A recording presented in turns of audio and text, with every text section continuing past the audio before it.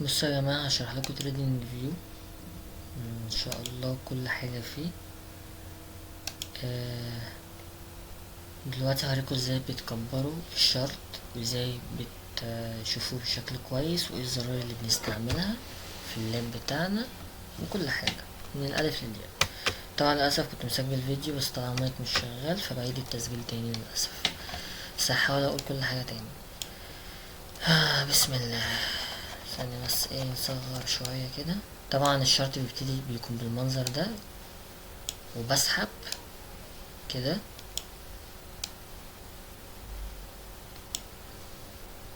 مم، لما بوصل للاخر هنا بسحب تاني من هنا، وهكذا عشان اعرف اكمل بالشرط اللي ورا. المهم دلوقتي، احنا دلوقتي عايزين نشوف الشرط، احنا مش شايفين الشرط. تمام.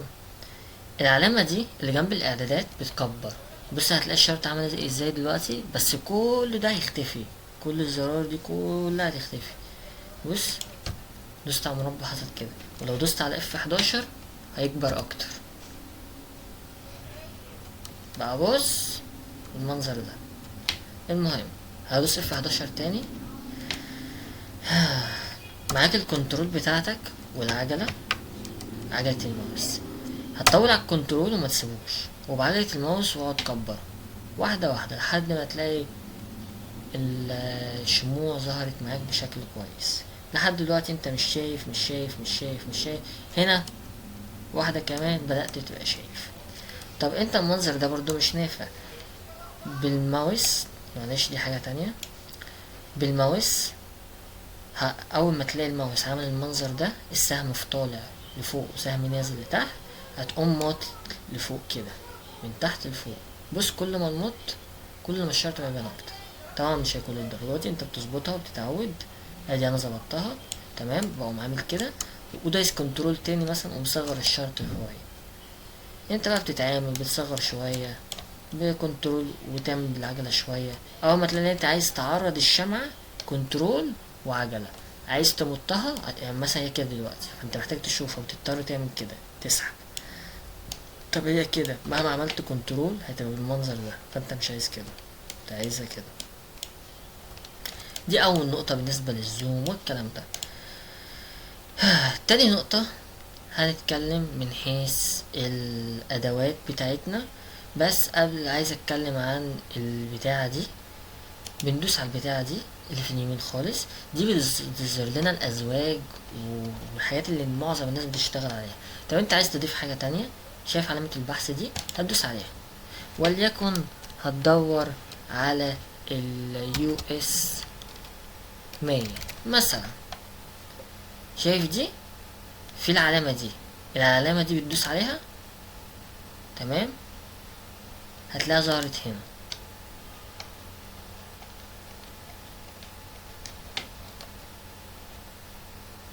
زي ما انتوا شايفين،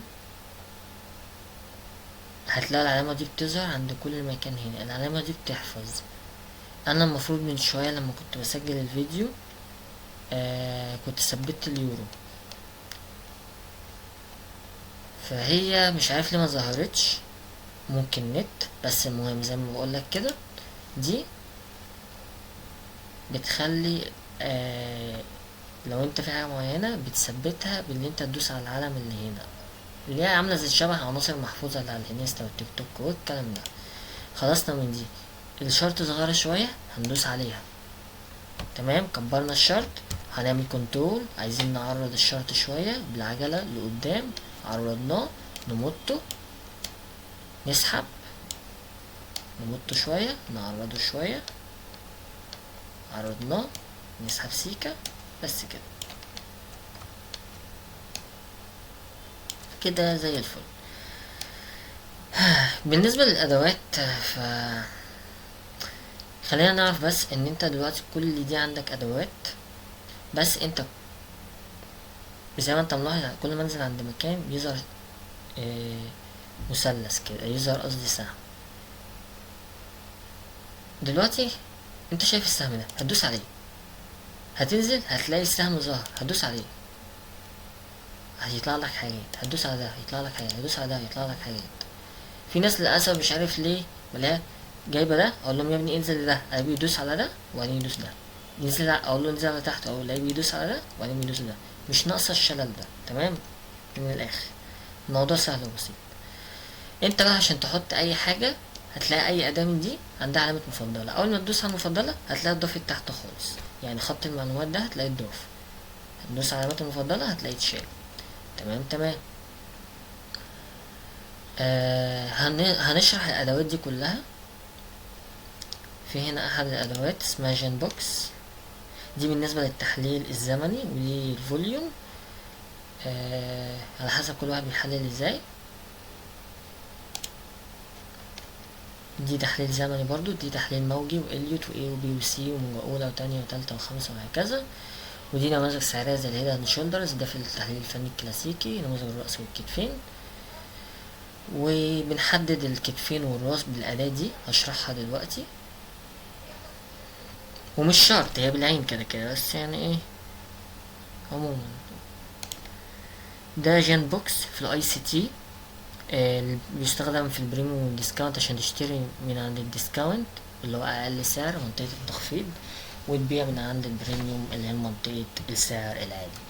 تمام تمام. وليكن دلوقتي عندنا كتفين وراس، ادي كتف هتلاقي عامل كده، تمام، هتقوم لافف كده وظبط، ادي كتف، هتقوم سايب، هتدوس ضغطك كليك شمال، تمام، هتلاقيها ظبطت كده. وادي مثلا الكتف التاني، هتقوم لافف كده، ثانية، مش مظبوط صح، عادي تقوم ساحب كده وظبط. فاهم، هي عبارة عن الزوايا.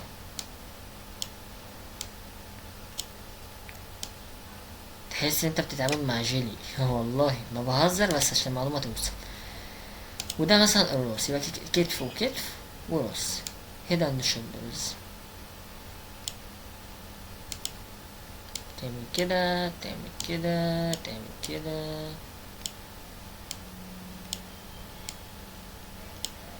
مثلا. خلصنا من المنحنى. عندنا قناة سعرية كنت راسمها هنا، انا عايز اوصل للحاجات اللي انا كنت اعملها في الفيديو اللي فات، اللي انا المفروض شرحت اصلا عليه للاسف. فين القناة السعرية؟ القناة السعرية كنت محددها هنا، القناة السعرية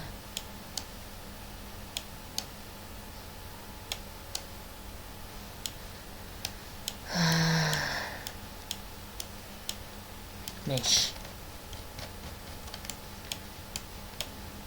هنا دي صفقة الشراء، من هنا قصدي، بيبين لك الريسك ريشيو بتاعك، اللي بيبين لك الهدف بتاعك عشان تحسب مخاطرتك قبل ما تخش.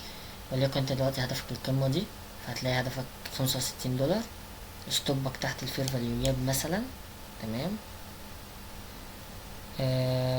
ثانية، وانا كنت محدد الشمعة دي، ده فريم الساعة، كنت محددها على فريم الاربع ساعات، عشان كده ظهر بالمنظر ده. فريم الاربع ساعات كان باين ان في فجوة سعرية، فحددتها هنا ماشي، او كنت داخل على فريم تاني مش فاكر الصراحة. المهم دي بتحسب ريسك ريشيو، نسبة العائد للخسارة 2.38، هدفك 65.5، خسارتك 27.5. هنا الجولدن زون فيبوناتشي بتاعنا، انا اشوف الفيبوناتشي ده ممتد منين بالظبط.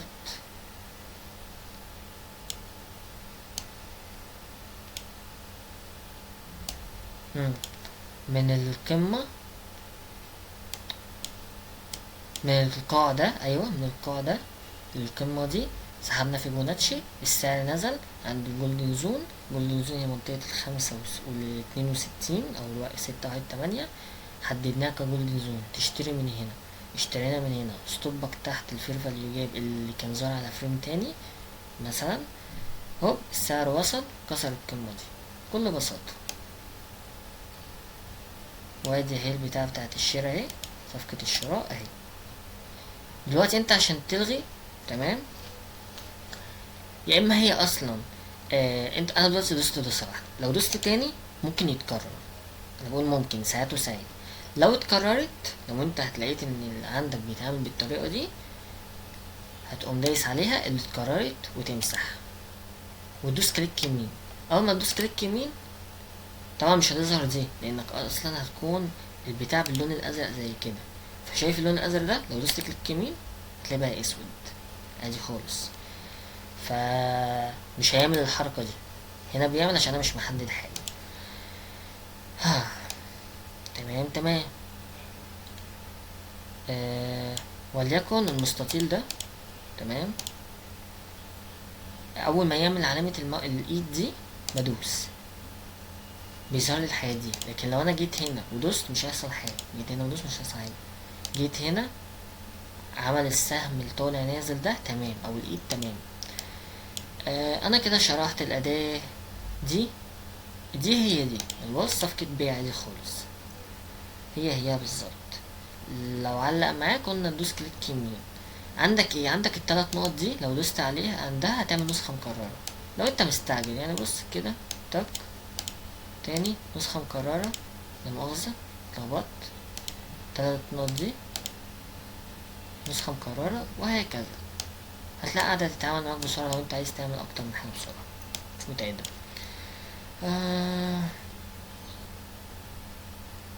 ده التصحيح فيبوناتشي اللي هو ده، هو بالظبط. شديناه من القاع القليل ده للقمة اللي فوق خالص، واشترينا من جولدن زون اللي هي الخمسة ستة، نزل شوية وطلع. دلوقتي انا ايه؟ عايز الغيه. انا ما دوستش لحد دلوقتي، ما عملتوش. لو عملته كان زمانه ثبت. هدوس كليك يمين عادي خالص، اختفى.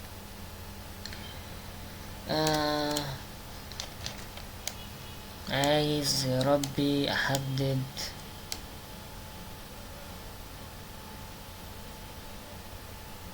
في بتاع هنا، والله انا كنت محددها. وليكن عشان بس ايه نكون فاهمين، وليكن انا عايز احدد قمة وقاع حقيقي او رئيسي ايا يكن. دوست ضغطة، كل ما اجيب الماوس يمين هيكبر. انا مش عايز ده، انا عايز بس مجرد ان انا احددها بشكل كويس. فكده تمام، واقوم دايس عليها تاني واحدد مثلا ايه القاع ده. اجي شويه يمين اتعملت خلاص كده، حددت القمه حددت القاع، عشان عيني تبقى منظمه واعرف اشوف التحليل بشكل كويس. كان في هنا خط معين انا عامله اهو، الخط ده والخط ده عمودي وده افقي. ده العمودي اهو وده الافقي اهو. ده انا بعمله ليه؟ بعمله مثلا ساعات انا مثلا على فريم ساعة مثلا، فانا عايز انزل على فريم اصغر زي نص ساعة، المؤاخذة مش 30 ثانية، نص ساعة. فانا هضيع، فانا لازم اكون محدد الشمعة. فباجي بحط دي كده على شمعة معينة، وباجي دي كده على نفس الشمعة مثلا، او مش لازم الاتنين، يعني انا بدي مثال. هي الرأس ده كفاية. او نازل على فريم النص ساعة، عايز ادور عليها، اقعد اعمل كده، بدوس كنترول، تمام، وبصغر بالعجلة وبس. بيحمل اهي. هي دي نفس الشمعة. عشان ايه بس الواحد ايه ما يتلخبطش.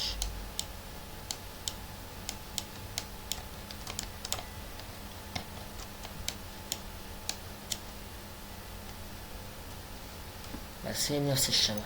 خلينا عارفين دلوقتي مثلا، وليكن انت شايف الديل ده وشايف الديل ده ومش قادر تفرق مين الاعلى. بص، لما بدوس على الشمعة دي عايزك تبص فوق خالص، هتلاقي الهاي واللو، الاتش والال اللي هما دول.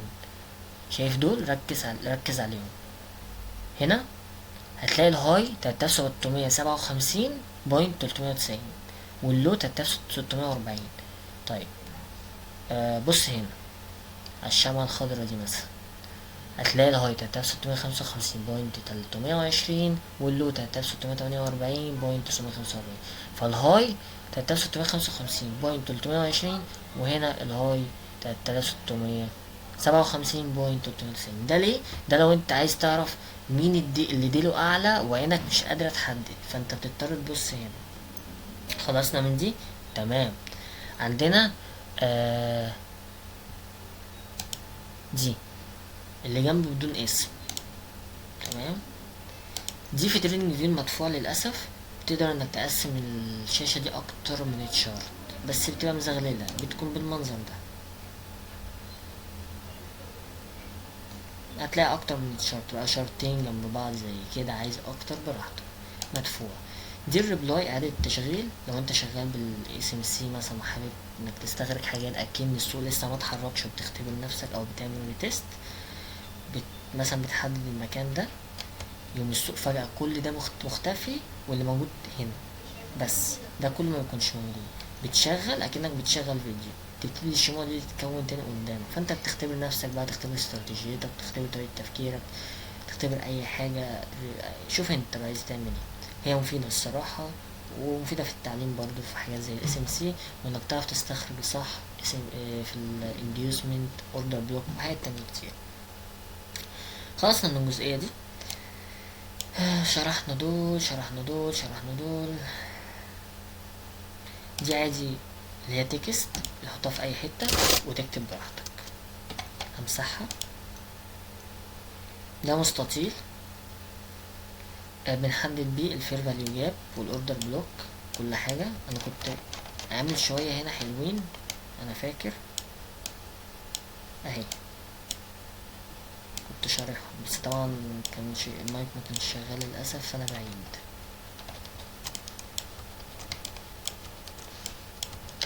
وليكن هنا ايه، في فجوة سعرية، جبنا المربع كده حطيناه هنا ورسمنا الفجوة السعرية. الفرشة عادي خالص، تقدر لو انت مثلا ترسم الدعم بتاعك عن طريقها، او خط العنق في النماذج السعرية عن طريق دي، او عن طريق خط الاتجاه. خط الاتجاه ده هشرحه في الاخر. لا نظام كده، بص مؤاخذة عادي. ممكن بقى تكون عايز تكتب زي كده، تكتب حاجة معينة تشرح لنفسك، او تعمل خط بالبرش، او تعمل خط الاتجاه اللي هو ده. دي قناة سعرية، انا مش عارف انا رسمتها فين، بس هي من الاخر بتكون عبارة عن السعر مثلا كان ماشي هنا،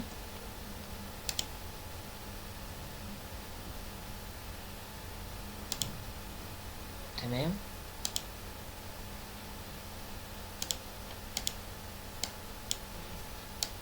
بسجل السعر كان ماشي هنا، فخرج من هنا وكسر من هنا، قام نازل شوية محترم. دي القناة السعرية. كده فاضل لنا دي ودي شبه بعض، كنت انا راسمها في جزئية هنا. دي الدايرتين كنت راسمها قمة وقاع.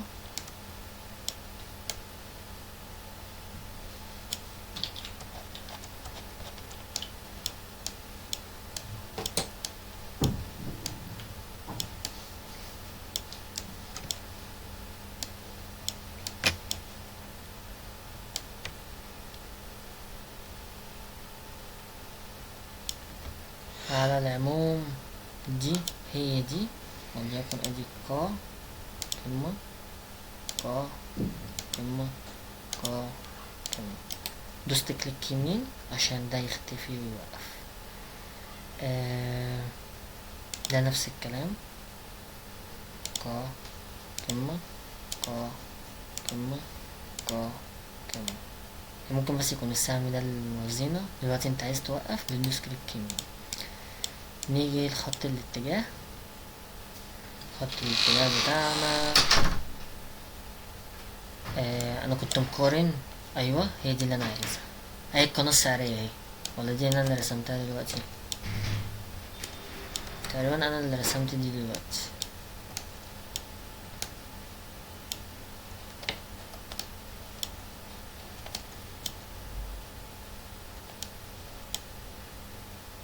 انا اللي رسمتها.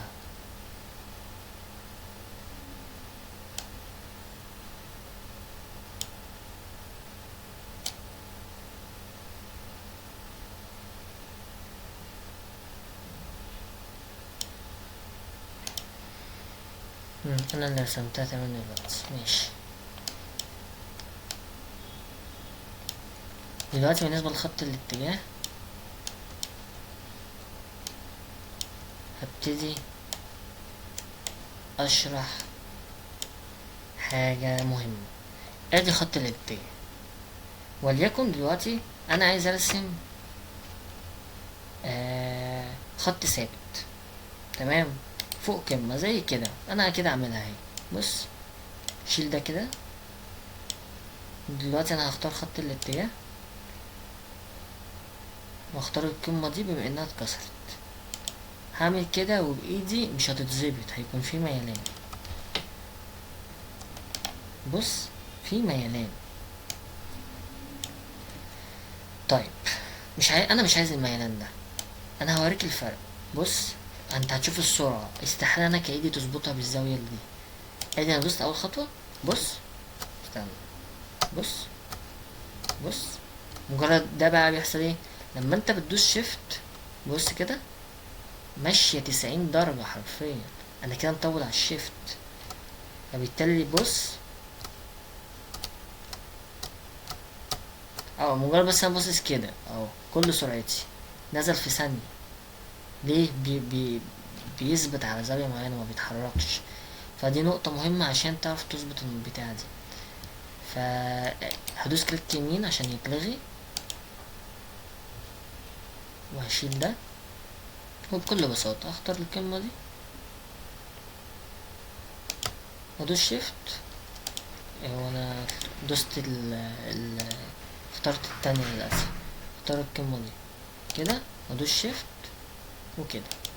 انا مجهز عندي تمبلتس. البتاعة دي اللي اسمها القوالب على اليمين خالص، هدوس عليها، هختار بي او اس بريك ستراكشر. طبعا هو ليه شروط بس انا بعمل. تقولي طب هو ليه اتغير كده؟ بكل بساطة هشرح دلوقتي حاجتين. بسم الله.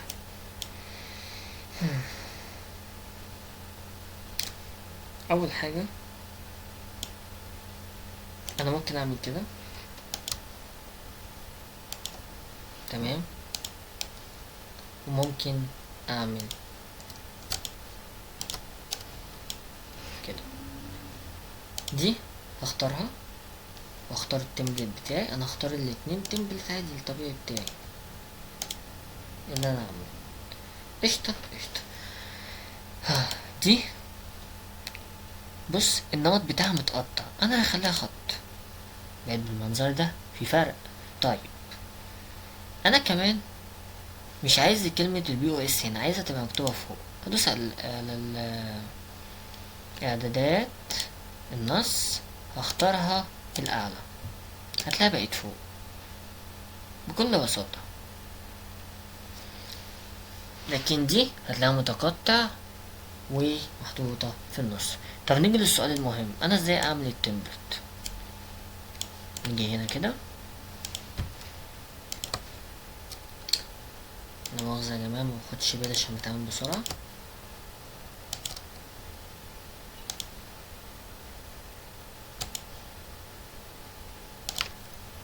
بكل بساطة هنا كده. شايف انت عملنا الخط ده صح؟ هدوس على الاعدادات، هكتب وليكن سبورت، تمام. هدوس كابس لوك عشان يبقى كله كابيتال. سبورت، تدوس ضغطتين وكليك يمين كوبي او كنترول ايه، تمام، عشان تتظبط. هختار وسط، كنترول ايه عشان تاخدها نسخ، وبعدين ندوس كنترول في بدل بيست، بدل انك تدوس كليك يمين بيست بتعمل كنترول في على طول. خلصنا ده. اختار النمط. انا عايزه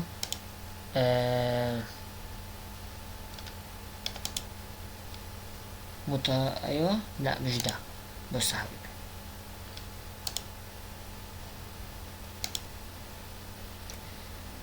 احنا خلصنا ده. او عامل قالب حفظ باسم، او حاطط السبورت بتاعي حفظ موافق. ده كده بالمنظر ده. هعمل واحد تاني ريزيستنس مثلا، او مختار ان هو يكون متقطع.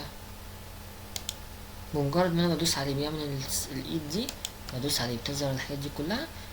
اخترت من هنا، ظبطت الدنيا، ظبط الالوان من هنا، تمام. وبعدين اختار اعدادات واكتب مثلا هنا resistance، تمام. مقاومة. كليك يمين، دوست مرتين عمل اللون الازرق، دوست كليك يمين، اخترت كوبي. هنا اختار وسط، بعدين اختار قالب، اختار حفظ باسم، كنترول في او كليك يمين بيست، ادي خالص حفظ موافق. يبقى كده احنا عملنا المنظر ده، كده احنا عملنا المنظر ده. نفس الكلام، لا مؤاخذة، نفس الكلام مربع، هتقوم داخل ظابط الوانه من هنا عادي خالص، ودايس على الاعدادات هنا ومسميه حمو مثلا، اي حاجة. 2 كليك، بكليك شمال، بعدين يبقى لونه ازرق، كوبي، بالداخل ايوه، قالب، حفظ باسم، كنترول في او بيست، حفظ بقى معانا حاجة اسمها حمو. هندوس كده، هندوس 3 نقط، هنعمل نسخة مكررة، هيتعاد عليه بكل بساطة. طيب انا اهو تك في السريع منه هختار التمبلت، هختار حمو اترسم عليه بكل بساطة. خلصنا الاتنين دول. خلصت ازاي بعمل التمبلت تقريبا كده، انا شرحت كل حاجة. فاضل حاجة انا عايز اشرحها ملهاش علاقة بالادوات خالص، دي الادوات اللي احنا محتاجينها. شرحت لي كل ده. عايز اطلع على فريم الساعة،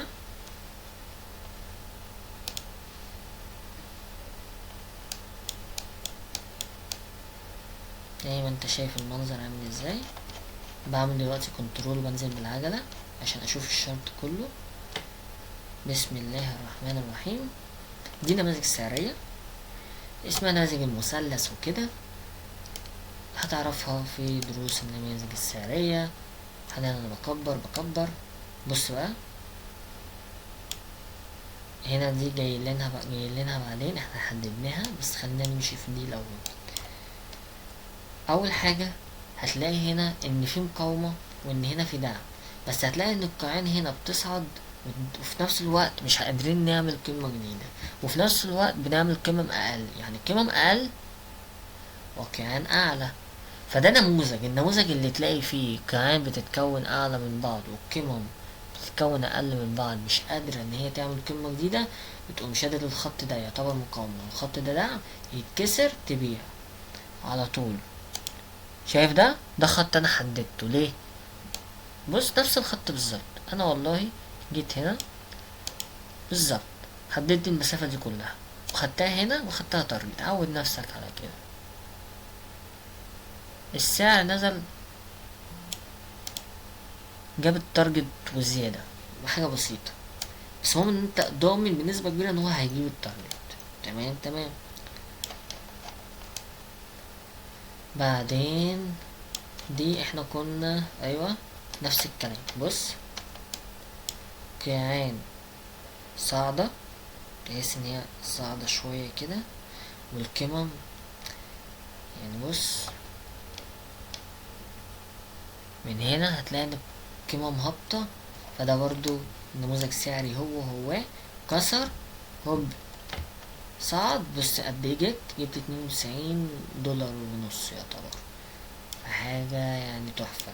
ده نموذج السيمتريكال، لا مؤاخذة اتلخبطت، ده نموذج الريكتنجل المستطيل، والمستطيل ده نموذج استمراري. يعني والله لو السعر كسر لفوق فهي كده ان هو هيستمر لفوق فترة حلوة. بص قد ايه يعني، بص 4146 4242 تحفة، يعني معاك يعتبر 1000 بيب. والله لو كسر لتحت فهو هيستمر لتحت. بس ايه شروطه؟ المستطيل ده يا اما 4 مرات يا اما 6 مرات. ايه ال4 مرات؟ ايه ال6 مرات؟ 1 قمة 2 قاع 3 قمة 4 قاع ويكسر. طب ال6 نفس الكلام، قمة قاع قمة قاع قمة قاع ويكسر. زي ما انت شايف كده، انا كنت محددها ادي واحد. هتقولي طب ودي مش اتنين؟ لا، لو هنا اتكرر وطلع مليون مرة ما بحسبهاش، انا بحسب المرة اللي ينزل فيها. يعني بص، هنا وصل لدي اول مرة، بعدين خلاص نزل هنا، دي تاني مرة.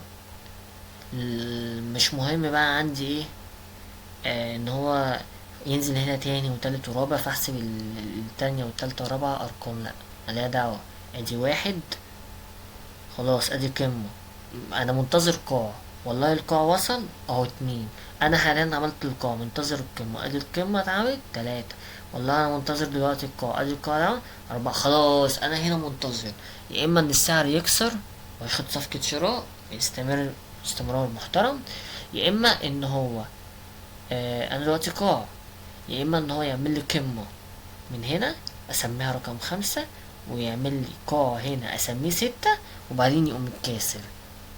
كسر بقى لفوق كسر لتحت مش مهم، المهم ان هو كسر. آه بص، ده بالنسبة للمستطيل الريكتانجل.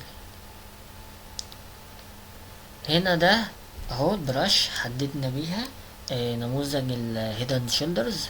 ادي كتف ادي كتف ادي راس، هوب كسر العنق زي ما انت شايف الخط اللي احنا عاملينه هنا، هوب اخدنا صفقة الباء بتاعتنا بكل بساطة تحت الكتاف. وستوب صغير هنا بنفس الكلام، ادي قيمة ما اقل من بعض، وادي هنا بقى مش لازم تكون كمان اعلى من بعض، هنا عادي اكنه دعم. تمام، اتكسر تاخد صفقة البيع بتاعتك. هنا قمم، هنا مقاومة، نفس الفكرة بالظبط بس بالشقلوب، بدل ما كان هنا دعم وهنا عاملين خط كده، لا عملنا الخط كده وعملنا المقاومة كده زي ما انتوا شايفين، في مقاومة هنا وهنا السعر صاعد، كسر صعد، بنعمل ايه؟ بنعمل خط كده، خط اتجاه زي ما انا عامل الخط الاحمر، والله انا عامل اهو، انا حددت دي والله بالظبط ان دي المسافة من هنا لهنا، انت اخدتها وحددتها، السعر جاب التارجت بكل بساطة. هنا برضو وليكن اهو اهو دايس كده دون محددها، السعر جاب التارجت عادي خالص. السعر قاعد مكمل مكمل مكمل. بص بقى الحتة دي، بص الجمدان دي انا محددها من اول خالص، ادي قمة بص ودي قمة، فخلاص شديت خط كده كامل طويل عريض، ودي قاع قاع قاع قاع كلها قاعدة تعمل ريتست هنا، كل شوية تطلع وتعمل ريتست. بص عمل ريتست كام مرة، فخلاص انا قمت عامل كده عامل كده، ولو شدينا كمان خط كده عادي خالص هيبقى ده مثلث عادي خالص، او كده يعتبر مثلث. المثلث ده بكل بساطة فريم فريم ساعة، يعني انت بص انت داخل فين، السعر يعتبر جاب التارجت. انا عملت ايه؟ والله انا جيت خدت ده كده زي ما انت شايف،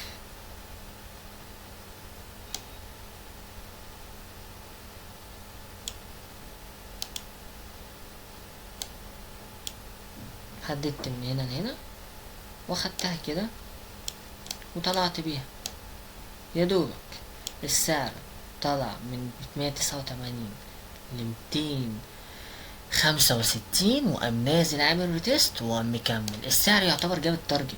انت فاضل ايه؟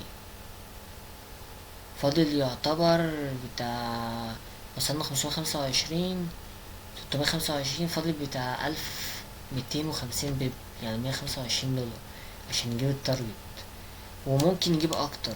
يعني بص لو احنا خدنا من هنا بالظبط بالظبط من اعلى قمة هنا خالص احنا حددناها، ايه انا محددها اصلا، ما هي دي، استنى بس عشان ايه بالظبط برضو على قد ما نقدر.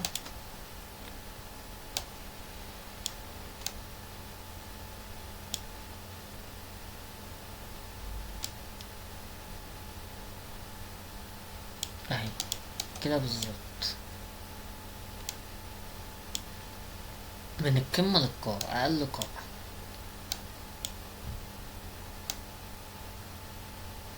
والله احنا اشترينا من هنا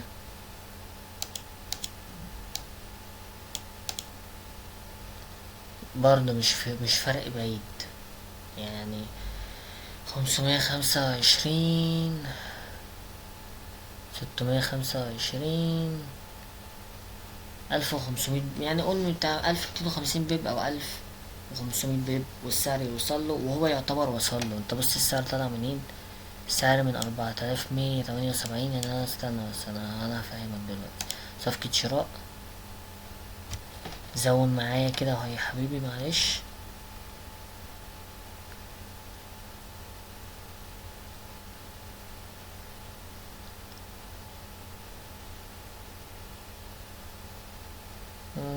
هنستنى مثلا عدد الاختبار، اشترينا من هنا تمام.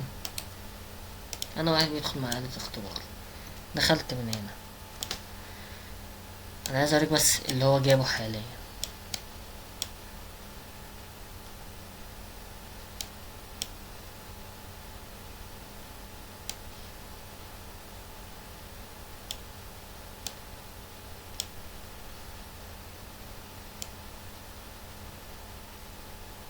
اعلى حاجة وصل لها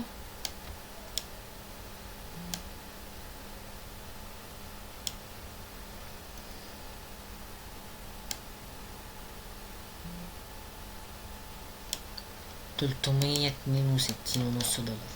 فاضل له قد ايه؟ فاضل له بتاع 150 دولار كمان. يعني 350، اعتبر 350 حط عليها 100 و150. يعني انت في صفقة زي دي هتكون كسبان 500 دولار. صفقة استثمارية قوي. طبعا في اكتر من كده، في صفقة انت ممكن تقعد فيها شهر وتجيب فيها 400 دولار، وتدخل صفقة تانية تقعد فيها شهر تجيب فيها 400 دولار عادي خالص تحصل. في صفقة ممكن تقعد بيها شهور، شهرين، 3، 4، 5 تحصل عادي. فانت كواحد فاهم بقى، انت عارف انت بتسيب صفقتك امتى شغالة وامتى لا. بس انا كده شرحت كل حاجة بكل بص.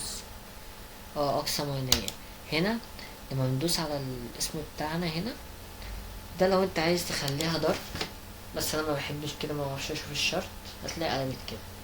هتدوس هنا تاني هترجع وايت، بيضة خالص.